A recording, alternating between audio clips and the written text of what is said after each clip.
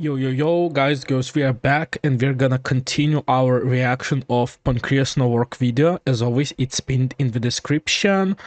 And video is titled, I'm sorry, I'll check it again. Every Age of Sigmar faction explained. Yes, this is gonna be a part 2. Sorry, I'm tired. I did a 12-hour shift at work and I need to record it today and render everything tomorrow. So whatever, you get it Thursday anyway. So without further ado, am I recording? I'm so tired. I am. Okay. Let's begin. Let's not begin, continue. Gorkamorka is the fusion of the two old orc gods, Gork and Mork. After Sigmar beat him up, he was I actually like how here it's not Gork and Mork, it's like Gorka and Mork. It sounds more funnier, and also Morka means carrot in Lithuanian. content with being part of the pantheon. In the early days of the setting, massive creatures called God Beast roamed the lands and frequently wreaked havoc on the burgeoning civilizations. Yeah. Even without them, there were still plenty of lesser threats. Therefore, Gorkamorka had a very simple job: go smash those gits. And he did so with gusto. Eventually, though, Wait, maybe I'm just so tired. I heard Gorka and Morka. It's just Gorka. Whatever, it's Gorka and Morka from now on. the threats became smaller in number and strength. By sheer virtue of his own power, Gorkamorka had eliminated a great deal of the threats against him. Plus, as you might expect from a god formed from the fusion of two orc gods, Gorkamorka didn't like anyone telling him what to do. So as the pantheon first started to crack apart, and with some whispers from Tzeentch encouraging him, Gorkamorka went rogue and declared a wah across the mortal realms. I'm surprised orc gods listen to Tzeentch. Literally, as in he declared they would go across all of the mortal realms and only stop to do it again. Before this happened, it fell into infighting, and Gorkamorka split back into Gork and Mork, but the damage was done. The Greenskins and everyone else in Grand Alliance Destruction were all on their own. In spite of being called Destruction, the members of this alliance don't all necessarily want to destroy the world. Oh, it's not just orcs, it's like ogrins. It's an alliance. Oh my, I'm so slow, I'm sorry. In fact, some of them are quite happy to work with the forces of Order, or occasionally the other two Grand Alliances. It's just that they tend to be rampaging morons at the absolute best, and at their worst, yeah, they want to smash everything. They don't want to smash everything permanently, but things like city building, philosophy, and the like aren't for them. They aren't true evil for the most part, but that's in comparison to the literal forces of hell that are chaos. They're still bad folk in a lot of ways. They all worship Gorkamorka in one regard or another, with some viewing him as he is, the two-headed orc god, some as an all-consuming gluttonous god, and some worship him as a giant foot that steps on things. Huh?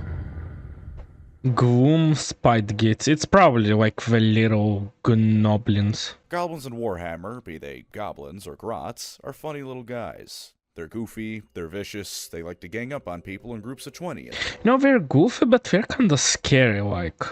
Stab them to death. Funny things like that. In Age of Sigmar, they are still funny little guys, but now with the Gloomspite Gits, they've thrown in a dash of cosmic horror for some extra spice. These little bastards weren't quite around during the Age of Myth, AOS's earliest era, but instead came about during the Age of Chaos. Originally fairly standard goblins driven underground by the hordes of the Ruinous Powers, they formed alliances and clans and predictably clashed frequently with the Skaven and various other dwarfs, the other two major underground players. They worship a few different deities, most prominently the Bad Moon, which they revere, and in turn has led them to hate the sun. Bad Moon sounds like a cool god. Because they've been underground for so long that sunlight burns their skin. In some ways, they're kinda like the creatures from The Descent, only greener and shorter. Mention must also be made of Boingob, the father of Squigs who tried to eat the sun and died Bonga? doing it. In this setting, mind you, the sun is technically one of 8 realities making up the mortal realms. Now some Gloomspite live in his skull. God bless you, Boingob. You're a true hero to us all. For a while, these goblins were basically a myth, only rarely coming up to the surface, and usually in a manner that didn't leave anyone left to tell about it. Suddenly, 10,000 goblins devour a village entirely, that kind of deal. When the bad moon is full in the sky, spiders swarm the lands, mushrooms grow on every surface, everything becomes dank and moist, and of course, people go mad. Partway into the setting's history, the bad moon began appearing more frequently, and what was once a rare occurrence became far more common as these goblins began swarming the entirety of the mortal realms. So they can just swarm any faction, like they want wizards, like humans, like dwarfs. They can just, if it's like this moon phase. They can just come. That's insane. Led by the Loon King, a goblin who the Bad Moon spoke to, they prepare for the Everdank, when the Bad Moon will be in the sky forever and goblin kind will rise up and control the world.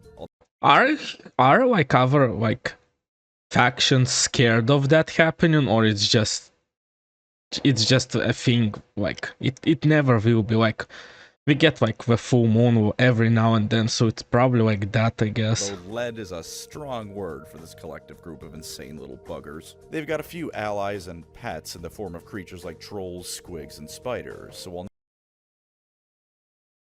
no other sapient likes them much, that suits them just fine. The Bad Moon's bugs and various other critters are all the friends they need. They do a whole lot of mushrooms, worship the Insanity Moon, and some of them live inside the skull of a giant divine mushroom monster that tried to eat the sun. A fun group of beings are they. If you like funny little guys, this guy, I know it's a moon mask, but it looks like a banana mask. that are murderous to most everything around them, they're a solid choice. Just look at these guys. Don't they look like they're full of mirth? Okay, big guys. I will only ever refer to them as Oryx for the sake of titles and transitions. Being big, mean, and green is a classic staple of orcs, and these ones are no exception. Black orcs from Warhammer Fantasy were the largest orcs around, bigger than their fellows and capable of acts of strength few if any could rival at large. Those are the basic foot soldiers of some of the war clans, because they are some proper huge gits that don't shy away from a good scrap. When Chaos invaded, everyone else naturally hated it. These guys were absolutely loving it, however. Though Gorkamorka's reality-wide war had ended, Chaos provided them with a perfect alternative. Archaon initially tried to purge all of the realm of beasts of orcs. After an unspecific amount of both time and lost soldiers, he just gave up on bothering. The orcs just kept getting bigger and bigger as the fighting went on, and by the time Archaon called off the fighting, the big mean lads had grown to massive size, perfect for fighting. From there, they continued on as orcs in Warhammer do, getting into bigger and better fights at every— I'm surprised Chaos gave up to fight orcs, but I guess the opportunity they could find. And if they can't find an opportunity, they'll make one. Gordrak, the closest thing to a factional leader in the Alliance, has decided that he wants to go and punch Sigmar in the face. Now, this isn't a universal truth for gods in the setting, but for Sigmar and many others, they aren't just gods. They're at least partially their realm and type of magic incarnate. Which means in some ways, this one orc wants to go up to the embodiment of the heavens and punch him in the balls. You have to give them props for ambition, if nothing else. There used to be the Savage Orcs as part of their roster called the Bone Split. Yeah, that's how I imagined them in this setting, but I was so wrong. But no longer. Those were removed, and there's been no news as to them going into Old World as of time of writing. Glad to see GW is always happy to axe things that people like and purchase at the drop of a hat. There is an alternative, however, the Cruel Boys subfaction of the War Clans. They're far closer to the original Lord of the Rings orc template, fairly sneaky and cowardly gits. What the hell is even this? Who are far crueler than battle-hungry moronic maniacs that the Ironjaws are. They're not the most Warhammer-y of orc factions, but they're unique for the setting and give the army a ton of variety. Even Gordrak of the Ironjaws had a surprisingly philosophical moment once. He said that he loves fighting, but no one else understands why that's good, or that others who love fighting love it wrong. Khorne wants to overrun everyone, and that's wrong, because then what's left to fight? But the forces of order building all those fancy cities is pointless. Why bother if you aren't going to struggle and fight for it? This is orc philosophy, as you can probably tell, so it's—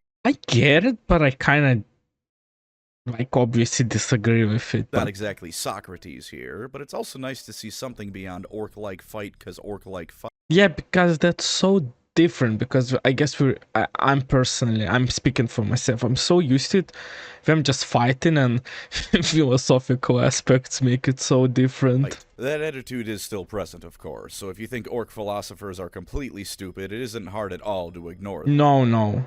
Maybe some other people, I wouldn't make fun of orcs. The rampaging green goobers are still here and in great form, so if you want to show everyone who was made for fighting and winning and that green is bestest, then you'll still be plenty happy with these lads. Ogre Mao tribes. Ogres in Warhammer are fun, and brutal monsters that nonetheless can still work alongside others perfectly well, as long as they're paid in money and or food. If you don't pay them with either, then they'll rob you and eat you. One way or another, they'll get their payment, and the Ogre Maw tribes haven't changed too much from that formula. Some slate— Just look at it, that's so terrifying. Like, at first I was like, oh, it's Ogrins look thrown, and then I just saw these guys.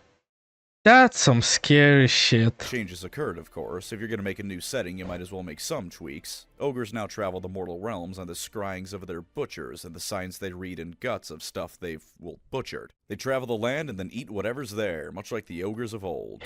They'll still work with others, though, or at least demand food payment rather than eating someone on the spot, because that person can farm and give them fancy foods the ogres don't know how to cook. These wargluts, as they're called, wander the mortal realms, either eating everyone or making mercenary deals with everyone based on their tribe's attitude, and of course how hungry they are at a given moment. Even the nicest of ogres will still chow down on you if he hasn't eaten in a while, i.e. longer than 30 minutes. Of course, they aren't quite as nomadic as they were in fantasy. Most of them do now have some fairly primitive settlements to live in. They aren't dwarf holds or cities of Sigmar level, not by any means. They're still Stone Age. But compared to the tents they lived in fantasy, I mean, but why? I understand. Why would they like evolve so much further when they're just physically like probably one of them is able to destroy a village?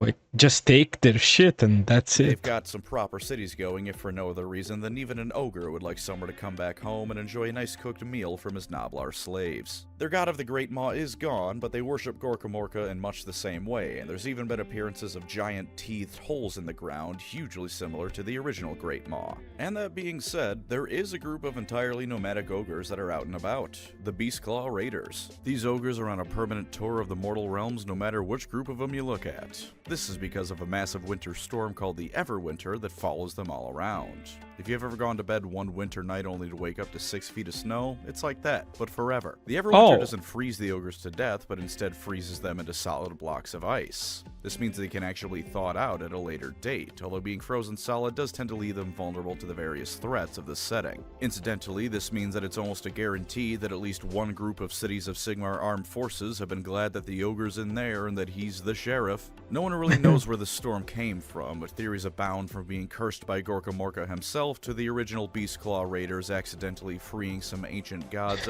What does this symbol mean anything? They are like they all have it. Were particularly nasty. One theory even says that they gained the curse by eating the original. Oh, it's probably that whole thing he showed in previous, that mouth thing in. Okay. Curse-causing source when it caused issues for Alariel, but were blessed by her to all be expert winter trackers to avoid the storm's worst bits. I'd honestly put my money on that one. Even trauma-riddled as she is, Alariel's always been a good person. Regardless of which group you go with, though, ogres are large and in charge even more so than a lot of the Iron Jaws and Chaos Warriors. They eat big, live big, and are more than happy to sit on enemies as a form of combat. Surprisingly, if I recall, well, one of the story about that goblin fella, the one who got sat on and then became ultra big. Effective when you're 12 feet tall and 10 feet wide, though I imagine that sitting on a Chaos Warrior would hurt from all those spiky bits. If you like mercenary work or just being a fat bastard who eats everyone who's rude about the fact, there's no equal to these lads.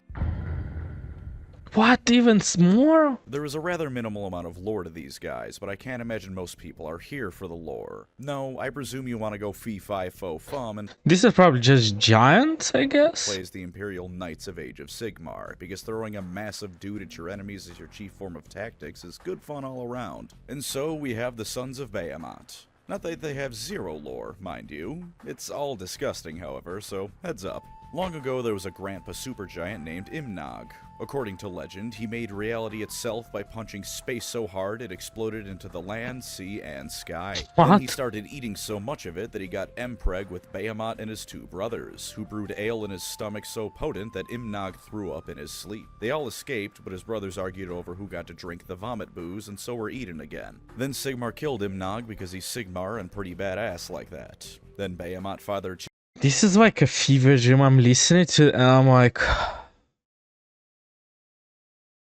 I don't know if it's like a joke or... children with something. Not entirely sure what, but maybe there's a sister giant I'm missing just to make things even grosser. And eventually he too was killed by the Stormcast Eternals as he was becoming corrupted by chaos. Ever since the Sons of Behemoth have wandered the realms being fairly stereotypical giants. They raid things smaller than them for food, which is pretty much everyone, sometimes work with other people, and a rare few of them are literate enough to officially work with other people instead of being pointed at a rival group and being told those little things over there have yum-yums. Some of them in recent years have been getting colossal, however, which started ever since Behemoth was slain. There's decent odds one giant, or Gargant if you'd like to be copyright friendly to GW, will ascend to become the next Behemoth. Not much is needed on their lore to know what they're about, and quite frankly they're pretty simple. How do they become so big? Do they how? Do they eat a lot? Do they punch a lot? On tabletop as well. Yeah, their models have abilities and whatnot, and one of them has one of my favorite ones ever, which is to just kick an objective marker across the board. But by and large, they're giants. You're bigger than everyone else, you're dumber than most, and your chief god, aside from your species' dad, is something you view as a giant stompy foot. You'll likely have to endure no small amount of foot fetish jokes with how prominent feet are in this army's lore. But A, they're like that because most things aren't taller than their ankles, and B, you can smash flat the army of most anyone who says these kinds of things. Or perhaps the purest Unga Bunga experience? Come join the Sons of Behemoth. They have all the vomit beer you could ask for and more. 2 down, 2 more to go.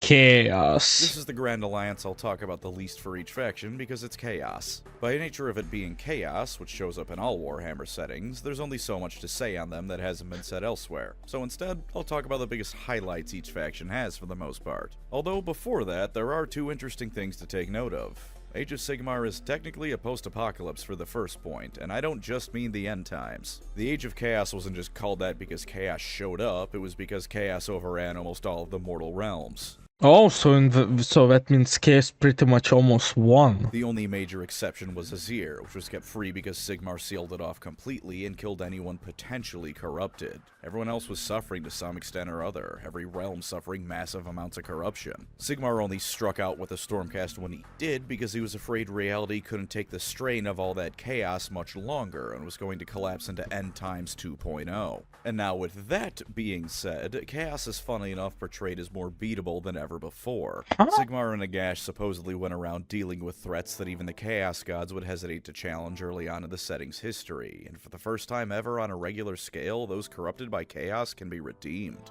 The Stormcast Tornus the Redeemed was once a Chaos Lord of Nurgle, but because he, and indeed many others afterwards, held even the slightest bit of regret or wished to not follow Chaos any longer, they could be saved and were. That's so different. Would that something like that work in 40k, or that's just still a bullet to the head? Oh, it'll never happen, because then Chaos fans will be royally pissed if nothing else. For the first time and perhaps ever, the Ruinous Powers don't just have to contend with being stalemated forever. They're at real risk from beings and armies every bit as powerful as their own. Slaanesh is in jail, remember. They're no longer immune just because they're the Chaos Gods. With those bits out of the way, let's see the armies. Okay, core. The followers of the God of War, Blood and Skulls are of course here in the Age of Sigmar, arguably looking even more like Space Marines than the Stormcast Eternals do. As with all Khornate forces, they love to gather blood and skulls and to engage enemies in brutal melee combat, for such is the will of the Blood God. Khorne's crowning achievement comes from before the time focused on by the games, but it's no less insane for that. When Chaos overwhelmed most of the mortal realms, the followers of the Dark Gods found themselves short on foes to fight. Naturally, Khorne decided the best way to fix this wasn't to look for any last holdouts or try and invade Azir. Nope, him and his armies decided the best way to pass the time was to declare war on the rest of Chaos all at once. And at the very worst, they were holding their ground. The Blood God may have seen Nurgle take the spotlight on the video game and model side of things lately, but it would seem in the lore it's still Khorne who's the king of chaos. It was a multi-dimensional war too. As his mortal followers fought the other mortal followers of the gods, so too did his demons fight those of his divine rivals. Man said square up to the other 4/5 of the forces of chaos and was tying at worst. What a guy. They were excited when the Stormcast showed up because they finally had a worthy opponent to have a legendary battle with, and ever since they've continued on smashing things up. Not much to say, but there is something to appreciate about their simplicity. Yeah, I like that they're kind of simple. But the fact that they were like, yo, the mortal realms are not enough, let's fight other chaos gods. That's funny. Smelly, stinky, disease-ridden bloat. Nurgle, I just associate him like with being lazy. I don't imagine him would want to fight other gods. Carcasses that are too cheerful and delusional to realize they should be dead. The existence of Nurgle champions does beg the question, are you truly fat if you're actually just bloated from infectious gases? Either way, they're still Nurgle followers through and through, spreading disease, sickness, pestilence, and decay one bacterium at a time. Initially, they were focused entirely on the realm of life, with some forces also going to Shyish. Death and rebirth being a big shtick of Nurgle, they naturally gravitated towards life and death realms, and he did also need to replace the life goddess he keeps in a jar. Ever since he was pushed back from them, however, Nurgle decided he should instead focus on all the realms equally, in much the same way Alariel realized she couldn't focus only on her own if she hoped to weather the storm. After all of reality is equally deserving of Nurgle's love, is it not? We do get a depiction of Stormcast actually seeing Nurgle in Age of Sigmar, however. He's properly terrifying, being described as this figure that stretched across the horizon as he walked the steps of his garden, with stars, nebulae, and entire galaxies being swallowed up by his immense and disease-ridden form. Countless souls crying for salvation that would never come followed him everywhere, because despite what his followers say, Nurgle's love is not good. So that's a nice mental image for Nurgle's AOS highlight. Tzeentch. I really don't know what about them in the Age of Sigmar, but I stopped at him saying magic. Magic just as planned. Magic, blue, birds, wizard, magic, blue. Tzeentch sure is still Tzeentch. He was particularly focused on the realm of metal, come on, because alchemy reasons and other magical nonsense. He does in the lore have a lot of fairly neat things like flying crystal towers that challenge the Kharadron cities, and he was not only partially responsible for turning Gorka Morka against the Pantheon, but helped with Sigmar having Galmaraz taken from him through illusions. But other than that, I like that even in this setting, he's still fucking with everyone. He's still Tzeentch. He's random, almost unknowable, unless you're a fat magic frog, as likely to help his enemies as his followers, and every time one of his followers loses, they pretend it was all part of the plan, because to be a Tzeentch worship... I never thought about it. So you failed, but it's like it was Tzeentch plan all along. I'ma use this. Holy, this is actually so based. Is to be a frequent huffer of copium. The Zangars are at least slightly less obnoxious here than they are in 40k as well. Yeah, they're still everywhere, but as the outright fantasy setting, they fit far more appropriately here. I'm not signing up to join the divinely engineered super soldiers that have fallen to the forces of hell, only to be told that half the army is blue goat birds. So these lads are the most changed of the Chaos faction. Because of Slaanesh being imprisoned by the elf gods, their followers have had to figure out what the hell to do, so they've largely split into 3 groups. One of them revolves around powerful Slaaneshi demons and champions that seek to become the next Slaanesh outright. Quite the ambitious goal. Oh, we want to replace her. One almost or him. Fail, but you can't fault them for having hopes and dreams now, can you? Another group wants to free Slaanesh so she can lead them once more. Rather more achievable, especially with Slaanesh getting closer to breaking free lately, but still a monumental challenge to overcome. The elf gods aren't exactly willing to let her be free once more, and so even though her prison has weakened, they still maintain a watchful eye over it, moving her occasionally as well to keep her more secure. And the third group just wants to do what all Slaanesh followers ultimately want to do. Have a good time and enjoy the ride. Turn a human being into a harp. Distill the pure essence of suffering into wine. Eat your sister because you wonder if she tastes any different than your brother that you already ate. AOS has done a wonderful job of expanding the specifics of degeneracy that Slaanesh followers exhibit. Behold Glutos or Scullion, fervent hedonite of Slaanesh and the world's fattest non-ogre man. His name is close to glucose, and he is very, very fat. Whatever desire you can think of awaits you amongst the hedonites, so if you don't want to miss the last train to Sodom and Gomorrah, hop right aboard and enjoy the ride to eternal damnation. It's fun while it lasts, and for Slaaneshi Chaos worshippers, that's all that matters. Slaves to darkness. Good old-fashioned Chaos Warriors that, true, have been given a bit of a makeover, but still reign supreme as the ultimate heavy metal album cover. Adorned in spikes, skulls, spikes with skulls, and skulls with spikes, the followers of Chaos as a whole, rather than one dark god in particular, also it's like Chaos Undivided. Forth under Arkhan's orders to bring ruin to all that is good in the world. Pay close attention, literally every other Chaos army in every Warhammer setting, because this is how you be an evil badass. Arkhan supposedly spent his time in between fantasy seen in Age of Sigmar destroying more universes. While anything said about chaos should be taken with a grain of salt, I'm slightly more inclined to believe this line than I usually am about a given chaos demon or character's power level. After all, he already blew up one world. Who's to say he couldn't do it again to a world far less prepared for and used to chaos than Warhammer Fantasy was? He was supposedly also tested over and over again by the Dark Gods, always overcoming their trials and occasional outright murder attempts until we get to Age of Sigmar, where they're all at least a little bit afraid of the guy. Archaon's essentially got unlimited permission to do whatever he wants, and while other Chaos champions can try to fight him, all it'll do is sign their death warrant. Other players do exist as well, though, chiefly Be'lakor. He caused a Chaos Storm so potent once it prevented Stormcast Eternals from warping to Azeron Death until countermeasures were eventually made. So I still don't know but what, so that's probably cool, did I... Half of that sentence I didn't understand. And to back up the classic heavily armored brick shithouse, Dark Oath Raiders are the descendants of normal people who fell to Chaos and Sigmar and the rest's collective absence. But how did we fall, like? How does that happen? Do we just, like, get influenced by something, or...? Savage and brutal warriors all, the Slaves to Darkness are here to bring ruin to yet another Warhammer world. Though the forces against Chaos are stronger than ever before, they blew up the world once and there's no reason to believe they couldn't do it again given the chance. Hellsmith of Hell. So these are probably... blacksmiths.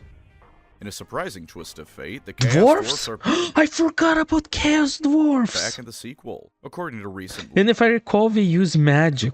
their god Hashut was the reason Grimnir and Grugni were chained to that mountain all the way at the beginning. According to the new Chorfs themselves, this was because they kept tricking him and making fun of him, so he made them go a little crazy, but Grugni was able to chain the two gods up before they started smashing too many things. He also dove into the realm of chaos and came out far stronger than ever before, and this entire story claims that he's actually one of the ancestor gods of the dwarfs now. Supposedly he was ultimately defeated by Valaya at the cost God damn, look at of her. her own life, and this entire myth is incredibly interesting. Was Hashut, for instance, actually a purely dwarf god all along, even back in Warhammer Fantasy? Did his nature change for this to be the case when Age of Sigmar occurred, as the potential eons between fantasy and it caused things to blur? Other returning dwarf characters are so old now that they no longer remember their relationship to each other in Age of Sigmar. Who's to say something similar didn't happen to Hashut? Or is the simplest explanation true, and the person who spoke of this myth and/or Hashut just full of shit and made it all up? That last one seems likely, but rather notably, nothing outright disproves this story's existence. Grimnir and Grugni never spoke of what chained them to the mountain. While it being the total truth is almost certainly not correct, there being kernels of truth in it is rather likely. As for the new Chorfs themselves, they're much the same. They've got a penchant for making weapons with demons bound into them. They're dwarf.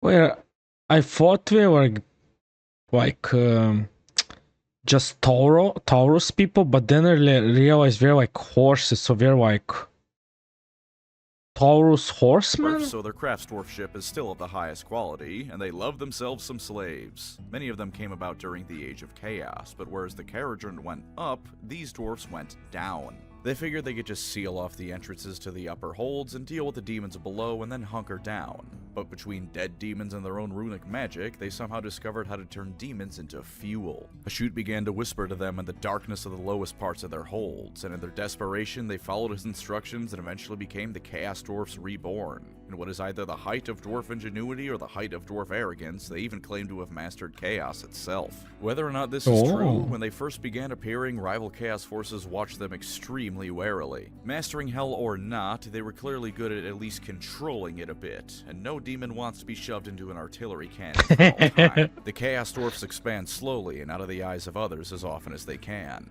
A raid here, a conquered city there, never too much, for the slow and steady advance of Hashut's Chosen can and should take all the time it needs. There'll always be enemies to fight, so why throw yourself into the meat grinder?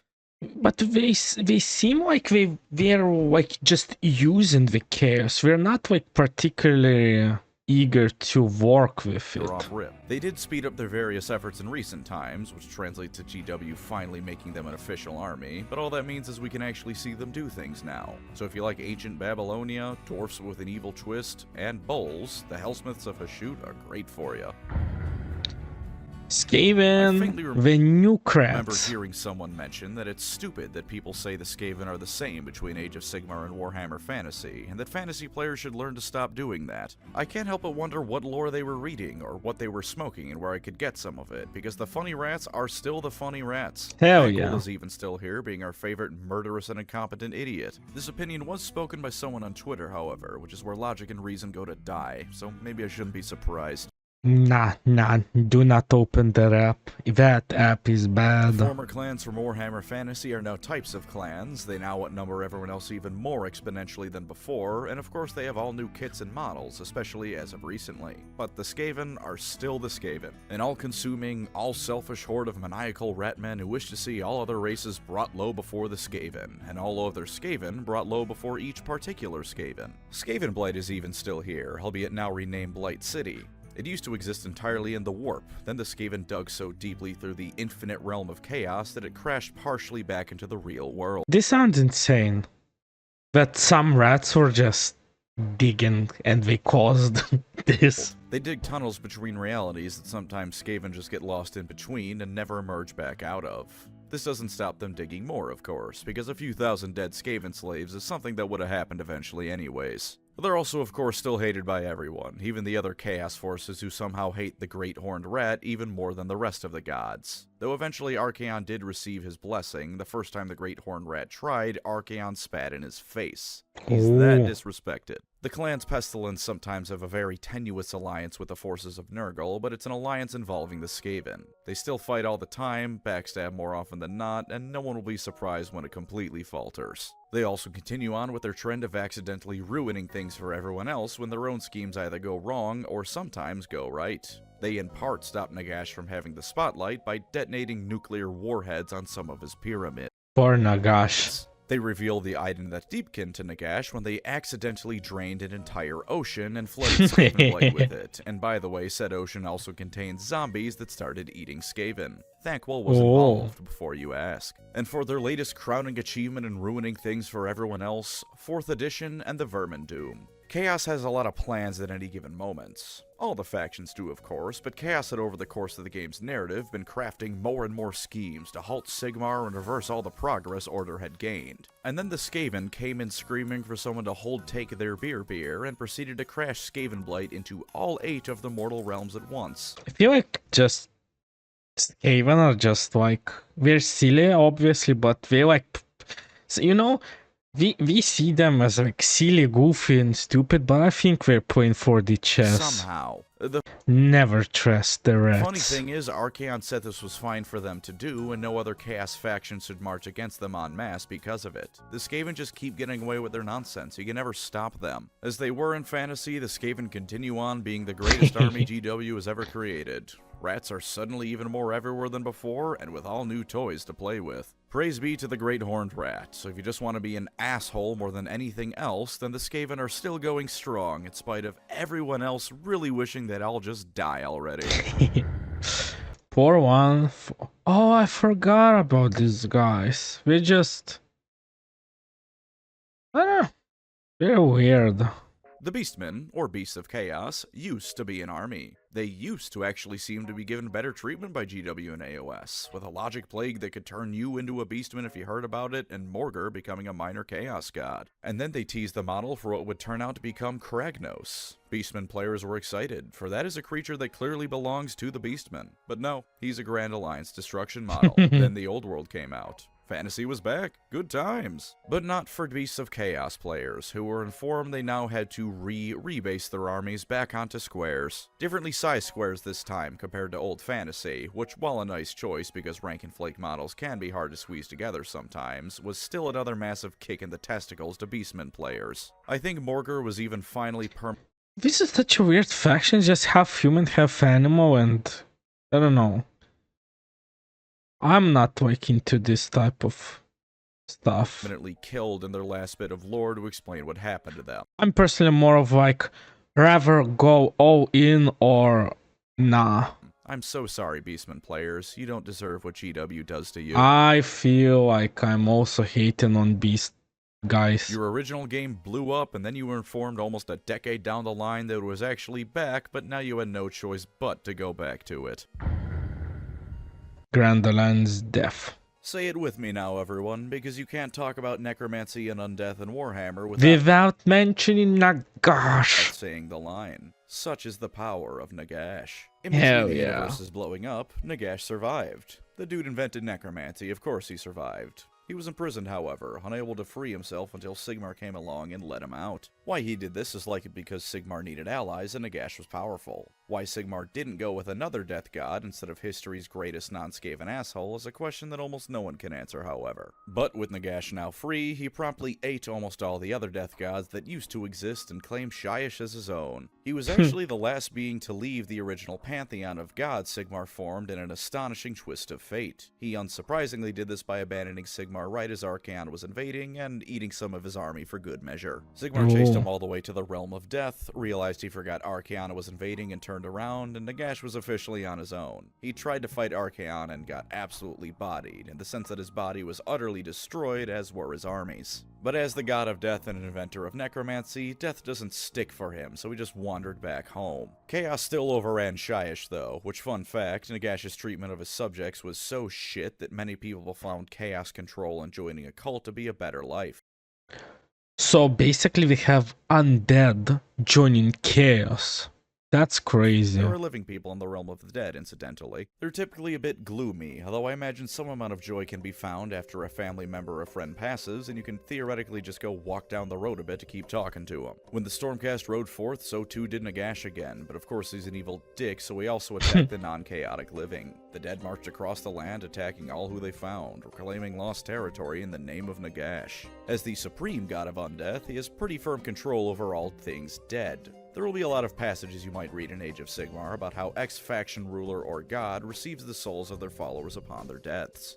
The Stormcast, of course, are the most prominent example, but some others have this as well. It's important to keep in mind that this is not the standard. Most people die and end up in the afterlife their society believes in the realm of death, into Nagash's waiting clutches to be used as he sees fit. Be they zombie, vampire, ghost, or what have ya, all ultimately fall under Nagash's clutches. And while Khorne benefits from the endless amount of blood spilled, so too does Nagash benefit from the endless death. Yeah, of course, because he gets endless supplies of his armies. That's why undead are like... I think undead is like a weak faction, I guess. But I think it just the fact that they can grow in number so fast that makes them like extremely like dangerous. That bloodshed creates. For a decent while in the game's history, there was an event called the Necroquake, followed by the Souls Wars. Nagash did one of his classic plans to try and obtain ultimate power and bend all of reality to his will. You know, boring stuff like that. It failed because of Skaven nukes, but it created a black hole in reality he can use to temporarily boost his power to insane levels. That's what failure is for Nagash, ladies and gentlemen. While his body was destroyed by Teclis again, and the Necroquake ended by Alariel, Nagash's forces are as inevitable as the grave itself. He'll come to prominence once again, and in the meantime his forces will continue the relentless march across the realms. Such is his power. These are like... I don't know. This army is the vampires! most obvious continuation of the vampire counts of old. Most of the death factions took a section of that army, split them off, and expanded them into being their own thing. But the Soulblight are the most obvious, because that's where the vampires and zombies went. The vampires of Age of Sigmar have undergone some rather significant changes, at least for the circumstances they find themselves in. While the Oh wait, I just heard something. So zombies also are with these guys, so... I considered zombies to be undead. Soulblight curse still makes you a vampire. They're not some pseudo-vampire, but not really kind of deal. They're in a position unlike any before, permanently under Nagash's heel. Vampires in fantasy were largely autonomous in the grand scheme of things. A given vampire might be a thrall to their sire, but there was no final authority at the top for all vampires. In Age of Sigmar, however, Nagash is always waiting for them at the top, and he only reintroduced vampires to the mortal realms because even he had to admit he couldn't be everywhere at once. They constantly seek a way to bring... Also, I think he uses them like as generals, I Free of guess. Nagash because of this, and with recent lore of Nagash being on the back foot, many have started doing so far more brazenly. Time will tell if it goes anywhere though, for Nagash is essentially impossible to kill. The various necromancers and whatnot in the Soulblight must deal with a similar issue. Nagash doesn't like people muscling in on his turf, and as such, necromancers are tolerated only barely. That's not to say that they're completely agentless. The head vampires of Manfred and Neferata plot their own endless schemes, and the lesser ones as well have their own labyrinthine networks of followers, thralls, and more across all the realities of the setting. Just because Nagash is at the top doesn't mean that those under him don't have their own schemes and agency. They just need to play it safe sometimes to avoid getting glassed by the bone pope. But that just shows how cool Nagash is. Holy. It's kind of like if in Vampire the Masquerade, Kane was actively wandering around slaughtering any vampire that called him a bitch, and actively waging war against the US government. And as far as the average mortal sees things, they don't know that all vampires are ultimately bound in Nagash and have to find ways of keeping themselves out of his wrathful gaze and preventing the worst bits of the Soulblight curse from turning them into nothing but savage monsters. They only see the Midnight Aristocracy reborn into a new reality, sending forth legions of the dead to conquer their cattle. Some Soulblight are nice-ish to mortals, some view them as cattle, like I just said, and some are brutal warlords subjugating all under them into the most horrid slavery imaginable. Necromantic magics drain the souls of their underlings, and the zombies and skeletons under them are endless in number. With quality on the top in the form of the vampires and whites, quantity below them with the skeletons, zombies, and countless horrific creatures, if you want classic undead fun, you can do no better than these guys. As a final fun fact, apparently vampires cannot drink blood from a Stormcast Eternal. Yeah, I just wanted to say and pause, like, how do they eat? How do they actually, like, drink blood? It fills them with lightning and electrocutes them like a Tom and Jerry skid, which is incredibly funny. I don't remember these guys, but she looks cool. Ghosts have always been around in Oh, ghosts! Warhammer. In Age of Sigmar specifically, the first time the Night Haunt were a thing was during the Age of Chaos. Nagash raised the spirits of the dead to fight chaos, and in terms of them being absolute blenders of the living, they were successful. They became far more prominent during the Necroquake when death magic was absolutely everywhere, but with their increased numbers came the revelation of the true problem. Turns out they were almost completely uncontrollable. When you bring forth ghosts that know nothing but hate for the living, they'll kill the living until they run out of targets, and then meander about till they either dissipate or find more targets. So we found a lady that pissed him off, Lady Allender, and put her in charge to make them a proper army. When the Necroquake ended, the Night Haunt were perhaps the most weakened Death Army, but they still retain a decent amount of autonomy and leadership they lacked previously. Night Haunt are spooky ghosts through and through, and of course they're tormented souls on top of that. A large amount of Night Haunt are turned into Night Haunt to pay for crimes they committed as well, furthering that whole tortured angle. Of course, Nagash is the one deciding if you committed a crime, which means it can I like it. Nothing of that can be mentioned without Nagash. From anything to actual horrific murderer to you annoyed him one day as the cause for becoming a tortured ghost for all eternity. Dreadscythe Harridans, for example, were doctors and healers, doing their best to keep people alive in the violent world of Age of Sigmar. This means they committed the crime of delaying when Nagash would receive people's souls, so he cursed them to be trapped in their ethereal bodies that were repurposed to slaughter all living around them. That's so harsh, but I imagine Nagash doesn't feel this way. They do nothing to stop this, and they're aware of it the whole time. Ghosts as an army is a pretty self-explanatory thing to see if you'll like them or not. If you like ghosts, you'll probably like the Night Haunt. They're ghosts. That said, here's some extra recommendations on my part to make enjoying them all the better. Playing either songs from the band Ghosts or What's New Scooby-Doo on an endless loop during a match is perfect for this army. Also be sure to grab Ulrich the Drowner. His rules are decent and his model is amazing, but the real fun is playing Tibia Mariner as a model in a Warhammer game. Funny Boat Man was great to see in Elden Ring, and now he can be great here. Flesh Eater Court, so I imagine them like from Witcher 3, those bloated thingies.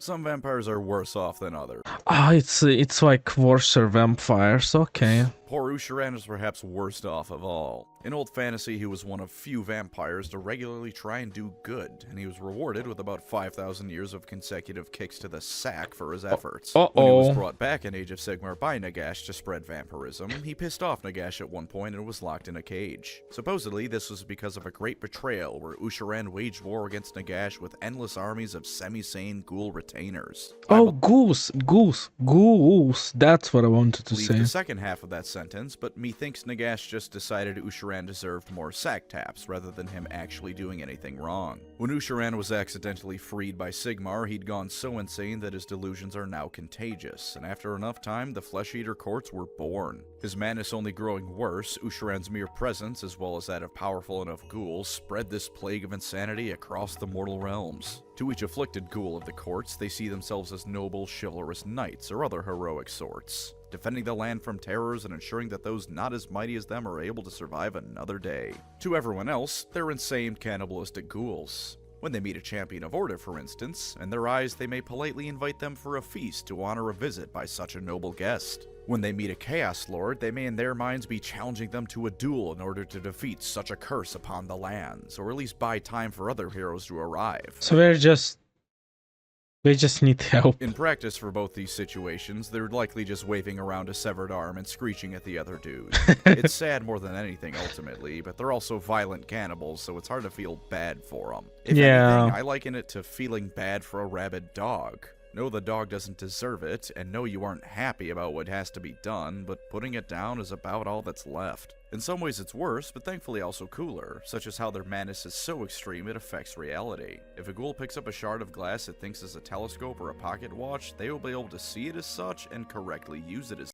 So we basically have like this, the only like comparison I have in my head is like orcs from 40k, that where they see or believe something, it may happen. That's crazy. But in their minds it is, and as such they can use it as if it were. Kind of like orc belief in 40k. I'm so on point. But this time it's entirely one-sided. Two ghoul kings of equal status may duel, which again to outsiders is just screeching and clawing, but in their minds it is an honorable tournament or something, and the winning ghoul will usually subsume the other ghoul's retainers into their court. And because the madness of powerful ghouls is so potent, it not only is shared with their underlings, but in the newly conquered ghouls under them.